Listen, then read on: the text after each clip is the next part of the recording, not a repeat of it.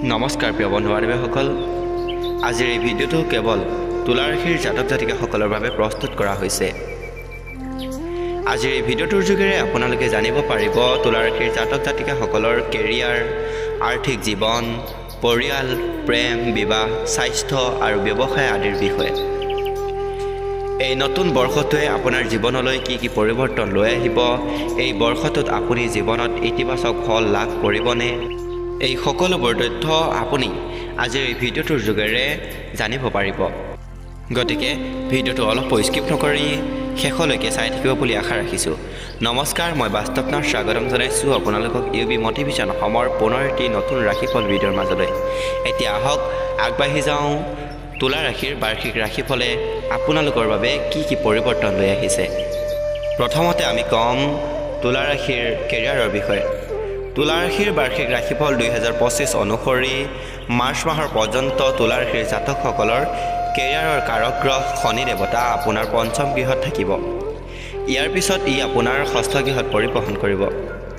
আপোনাক জনাব বিচাৰোঁ যে শনিক তুলা ৰাশিৰ জাতকসকলৰ বাবে শুভ হিচাপে গণ্য কৰা হয় আৰু এনে পৰিস্থিতিত আপুনি যি কাম কৰিব তাতেই আপুনি ভাল ফল প্ৰাপ্ত কৰিব। আপুনি সুৰক্ষিত আৰু সন্তুষ্ট অনুভৱ কৰিব। তুলা ৰাশিৰ ৰাশিফল 2025 অনুসৰি এইখিনি সময়ত আপুনি পদোন্নতি আৰু ইনচেণ্টিভৰ ৰূপত উন্নতি লাভ কৰিব, যি কামৰ প্ৰতি থকা আপোনাৰ সমৰ্পণ আৰু কঠোৰ পৰিশ্ৰমৰ ফলস্বৰূপ হ'ব। আপুনি ভাল কামৰ আধাৰত কৰ্মক্ষেত্ৰত নিজৰ এক সুকীয়া পৰিচয় গঢ় দিবলৈ সক্ষম হ'ব।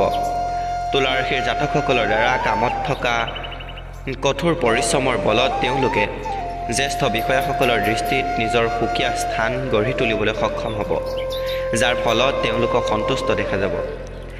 আপুনি প্ৰসন্ন হৈ থাকিব আৰু এনে পৰিস্থিতিত প্ৰতিটো কাম আপুনি পূৰ্বৰ তুলনাত অধিক পেচাদাৰী মনোভাৱেৰে কৰিব লাগিব। তুলা ৰাশিৰ বাৰ্ষিক ৰাশিফল 2025 প্ৰকাশ কৰিছে যে এই জাতকসকলে এই বৰ্ষত চাকৰিৰ সোণালী সুযোগ লাভ কৰিব। লগতে বিদেশৰ পৰাও চাকৰিৰ সুযোগ লাভ কৰাৰ যোগ আছে আৰু এই ধৰণৰ সুযোগে আপোনাক সুখী কৰি তোলাৰ লগতে ধন সমৃদ্ধি প্ৰদান কৰিব। ইয়াৰ বিপৰীতে কোনো জাতকে নিজৰ দক্ষতাসমূহ চিনি পাবলৈ আৰু সেইবোৰক সঠিক দিশত আগবঢ়াই নিবলৈ সক্ষম হ'ব। যিসকল জাতকৰ নিজা ব্যৱসায় আছে তেওঁলোকে কোনো কঠোৰ পৰিশ্ৰম আৰু প্ৰচেষ্টা নকৰাকৈ ভাল পৰিণাম ধন প্ৰাপ্ত কৰিব পাৰিব।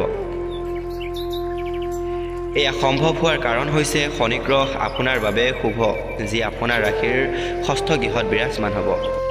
এইবাৰ আপোনালোকক ক'ম তুলা ৰাশিৰ জাতকসকলৰ বাবে বাৰ্ষিক ৰাশিফলৰ আৰ্থিক জীৱন। তুলা ৰাশিৰ বাৰ্ষিক ৰাশিফল অনুসৰি 2025 প্ৰকাশ কৰিছে যে মে'ৰ মাহৰ পৰা তুলা ৰাশিৰ জাতকসকলৰ বাবে ধনৰ প্ৰৱাহ সুগম হ'ব। এনে পৰিস্থিতিত আপুনি ধন উপাৰ্জন কৰাৰ লগতে সঞ্চয় কৰিবলৈও সক্ষম হ'ব। অৱশ্যে এপ্ৰিল মাহৰ পৰ্যন্ত এই জাতকসকলে জীৱনৰ বিভিন্ন ক্ষেত্ৰত মিশ্ৰিত পৰিণাম লাভ কৰিব, কাৰণ বৃহস্পতি মহাৰাজ আপোনাৰ অষ্টম গৃহত স্থিত হ'ব। বৃহস্পতিৰ এই স্থিতিৰ ফলস্বৰূপে আপুনি অধিকতম ধন উপাৰ্জন কৰিবলৈ অসফল হ'ব পাৰে। ইয়াৰ উপৰিও যেতিয়া মাৰ্চ মাহৰ পৰা শনি দেৱতা আপোনাৰ ষষ্ঠ গৃহত পৰিবহন কৰিব, তেতিয়া আপুনি পৰ্যাপ্ত পৰিমাণৰ ধন উপাৰ্জন কৰাৰ লগতে ভাল সফলতা প্ৰাপ্ত কৰিবলৈও সক্ষম হ'ব। এই জাতকসকলে পৈতৃক সম্পত্তিৰ মাধ্যমেৰে লাভ প্ৰাপ্ত কৰিব পাৰে, যাৰ জৰিয়তে সফলতাই আপোনাৰ চৰণ স্পৰ্শ কৰিব। ছায়াগ্ৰহ হিচাপে ৰাহু আপোনাৰ পঞ্চম আৰু কেতু আপোনাৰ একাদশ গৃহত উপস্থিত হ'ব, যি আপোনাৰ বাবে ধন প্ৰাপ্তিৰ পথ প্ৰশস্ত কৰিব। ইয়াৰ ফলস্বৰূপে আপুনি নিজৰ আৰ্থিক স্থিতি শক্তিশালী কৰি তুলিব পাৰিব। তুলা ৰাশিৰ ৰাশিফল অনুসৰি পঞ্চম গৃহত ৰাহু স্থিত হোৱাৰ ফলস্বৰূপে এই জাতকসকলৰ জুৱাৰ প্ৰতি আগ্ৰহ বৃদ্ধি পাব পাৰে, যাৰ ফলত আপোনাৰ ধন লাভ হোৱাৰ সম্ভাৱনা আছে। মে'ৰ পৰা বৃহস্পতি গ্ৰহ আপোনাৰ নৱম গৃহত স্থিত হ'ব আৰু এনে পৰিস্থিতিত আপুনি অধিকতম ধন উপাৰ্জন কৰাৰ লগতে সঞ্চয় কৰিবলৈ সক্ষম হ'ব। লগতে বৃহস্পতি গ্ৰহৰ আশীৰ্বাদ আপোনাৰ ৰাশিৰ ওপৰত সদায় পৰিব আৰু ইয়াৰ ফলস্বৰূপে আপুনি উপাৰ্জন বৃদ্ধিৰ দিশত আগবাঢ়িব। এইবাৰ আপোনালোকক ক'ম শৈক্ষিক জীৱনৰ বিষয়ে। তুলা ৰাশিৰ বাৰ্ষিক ৰাশিফল 2025 সুন্দৰকৈ প্ৰকাশ কৰিছে যে 2025 বৰ্ষৰ এপ্ৰিল মাহৰ পৰ্যন্ত সময়খিনি তুলা ৰাশিৰ জাতকসকলৰ বাবে মধ্যমীয়া হ'ব, কিয়নো বৃহস্পতি আপোনাৰ অষ্টম গৃহত স্থিত হ'ব। ইয়াৰ বিপৰীতে যেতিয়া মে' মাহৰ পিছৰ পৰা বৃহস্পতি আপোনাৰ নৱম গৃহত স্থিত হ'ব, তেতিয়া সেই সময়খিনি বৃহস্পতিয়ে আপোনাৰ সফলতাৰ দিশলৈ লৈ যাব পাৰে। ফেব্ৰুৱাৰী মাহৰ পৰ্যন্ত শনি দেৱতা আপোনাৰ পঞ্চম গৃহত স্থিত হ'ব আৰু ইয়াৰ পিছত মাৰ্চ মাহৰ পৰা আপোনাৰ চন্দ্ৰ ৰাশি ভাগ্য গৃহ অৰ্থাৎ ষষ্ঠ গৃহত ই বিৰাজমান হ'ব। শনি ষষ্ঠ গৃহত স্থিত হোৱাৰ ফলস্বৰূপে শিক্ষাৰ্থীসকলৰ প্ৰদৰ্শন ভাল হ'ব আৰু আপুনি নিজৰ বিষয়সমূহত উৎকৃষ্টতা অৰ্জন কৰিব পাৰিব। তুলা ৰাশিৰ বাৰ্ষিক ৰাশিফল 2025 সুন্দৰকৈ প্ৰকাশ কৰিছে যে শনি মহাৰাজ পঞ্চম গৃহৰ স্বামী হিচাপে আপোনাৰ ষষ্ঠ গৃহত স্থিত হ'ব, যি আপোনাৰ সাহসেৰে পৰিপূৰ্ণ কৰি তুলিব আৰু শিক্ষাৰ ক্ষেত্ৰত আপোনাক সফলতা প্ৰদান কৰিব। ছায়াগ্ৰহ হিচাপে খ্যাত ৰাহু আৰু কেতু আপোনাৰ পঞ্চম আৰু একাদশ গৃহত স্থিত হ'ব। কেতু দেৱতাৰ এই স্থিতিৰ ফলস্বৰূপে আপুনি নিজৰ অধ্যয়নত অত্যন্ত সুন্দৰ প্ৰদৰ্শন কৰিব। এনে পৰিস্থিতিত এই জাতকসকলে নিজৰ বুদ্ধিক তীক্ষ্ণ কৰিবলৈ সক্ষম হ'ব, যি শিক্ষাৰ ক্ষেত্ৰত কৰি থকা প্ৰচেষ্টাৰ ফলস্বৰূপে সম্ভৱ হ'ব। এইবাৰ আপোনালোকক কম তুলা ৰাশিৰ জাতক জাতিকাসকলৰ পাৰিবাহিক জীৱনৰ বিষয়ে। 2025 বৰ্ষত তুলা ৰাশিৰ জাতক জাতিকাসকলৰ বাবে সুন্দৰকৈ প্ৰকাশ কৰিছে যে 2025 বৰ্ষৰ মে' মাহৰ পৰা তুলা ৰাশিৰ জাতকসকলৰ পাৰিবাহিক জীৱন ভাল হ'ব, কাৰণ এই সময়খিনি আপোনাৰ নৱম গৃহত হ'বলগীয়া বৃহস্পতি গ্ৰহৰ পৰিবহণ উত্তম হ'ব।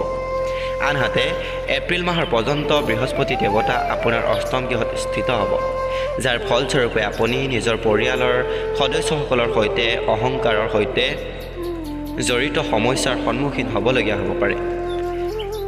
মাৰ্চ মাহৰ পৰা শনি দেৱতা আপোনাৰ ষষ্ঠ গৃহত স্থিত হ'ব, যি পাৰিবাহিক জীৱনত অনুকূল ফল প্ৰদান কৰিব। শুক্ৰ গ্ৰহ আপোনাৰ ৰাশি স্বামী হিচাপে 29 জুনৰ পৰা 26 জুলাই আৰু 20 নৱেম্বৰৰ পৰা 26 নৱেম্বৰৰ সময়ছোৱাত আপোনাৰ পৰিয়াললৈ সুখ আনন্দ কঢ়িয়াই আনিব আৰু ই আপোনাক এই সম্পৰ্কবোৰৰ ক্ষেত্ৰত অনুকূল ফল প্ৰদান কৰিব। এনে পৰিস্থিতিত আপুনি পৰিয়ালৰ উচ্চ মূল্যবোধ স্থাপন কৰিবলৈ সক্ষম হ'ব। এইবাৰ আপোনালোকক কম তুলা ৰাশিৰ জাতক জাতিকাসকলৰ প্ৰেম আৰু বৈবাহিক জীৱনৰ বিষয়ে। 2025 বৰ্ষৰ ৰাশিফল অনুসৰি তুলা ৰাশিৰ জাতক জাতিকাসকলৰ বিবাহ বন্ধনত সোমোৱাৰ কথা যদি ভাবি আছে, তেন্তে তেওঁলোকৰ বাবে এপ্ৰিলৰ পিছৰ সময়খিনি উত্তম হ'ব, কাৰণ এই সময়খিনি বৃহস্পতি গ্ৰহ আপোনাৰ চন্দ্ৰ ৰাশিৰ নৱম গৃহত স্থিত হ'ব। যদিহে আপুনি পূৰ্বৰে পৰাই বিবাহ পাশত আবদ্ধ হৈ আছে, তেন্তে মে'ৰ পিছত আপোনাৰ বৈবাহিক জীৱন উত্তম হ'ব, কিন্তু এপ্ৰিলৰ পূৰ্বে আপুনি জীৱনসংগীৰ সৈতে সম্পৰ্ক উত্থান পতনৰ সন্মুখীন হ'ব পাৰে, কিন্তু মে'ৰ পিছত আপোনাৰ প্ৰেম জীৱন সম্পূৰ্ণ হ'ব। আমি জানো যে শনি দেৱতা হৈছে আপোনাৰ পঞ্চম গৃহৰ স্বামী, সেয়েহে 2025 বৰ্ষত আপোনাৰ প্ৰেম জীৱন অনুকূল হ'ব। এনে পৰিস্থিতিত আপোনাৰ সম্পৰ্কত প্ৰেম বৃদ্ধি হ'ব। ছায়াগ্ৰহ কেতু আপোনাৰ একাদশ গৃহত আৰু ৰাহু আপোনাৰ পঞ্চম গৃহত উপস্থিত হ'ব। এই স্থিতিয়ে 2025 বৰ্ষত আপোনাৰ প্ৰেম আৰু বৈবাহিক জীৱনৰ শক্তিশালী কৰি তুলিব। এইখিনি সময়ত আপুনি সংগীৰ ভাৱনাসমূহ বুজিবলৈ সক্ষম হ'ব আৰু আপোনালোকৰ মাজত প্ৰেম আৰু ভালপোৱা বৃদ্ধি হ'ব। এইবাৰ আপোনালোকক কম তুলা ৰাশিৰ জাতক জাতিকাসকলৰ স্বাস্থ্যৰ বিষয়ে। তুলা ৰাশিৰ বাৰ্ষিক ৰাশিফল 2025 সুন্দৰভাৱে প্ৰকাশ কৰিছে যে 2025 বৰ্ষৰ মাৰ্চ মাহৰ পৰা শনি দেৱতা ষষ্ঠ গৃহত স্থিতিয়ে আপোনাৰ স্বাস্থ্য ভাল কৰি তুলিব। ইয়াৰ উপৰিও মে' মাহৰ 2025 পৰা বৃহস্পতি মহাৰাজ নৱম গৃহত স্থিত হোৱাৰ ফলত আপোনাৰ স্বাস্থ্য উত্তম হ'ব।